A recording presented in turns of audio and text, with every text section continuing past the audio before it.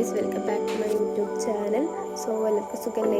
സുഖമാണെന്ന് വിചാരിക്കുന്നു. അപ്പോൾ ഇന്നത്തെ വ്ളോഗ് എന്താണെന്ന് വെച്ച് കഴിഞ്ഞാൽ ഇപ്പച്ചി തിരിച്ച് ദുബായിക്ക് പോവുകയാണ്. അപ്പോൾ അതിൻ്റെ ഒരു മിനി വ്ളോഗാണ് ഇന്ന് എടുത്തിട്ടുള്ളത്.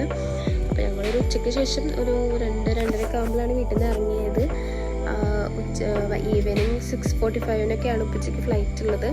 സോ ഞങ്ങൾ പോണ വഴിയിൽ ചായ കുടിച്ചു. പിന്നെ എന്താ പറയുക, വേറെ എവിടെയും കയറിയൊന്നുമില്ല.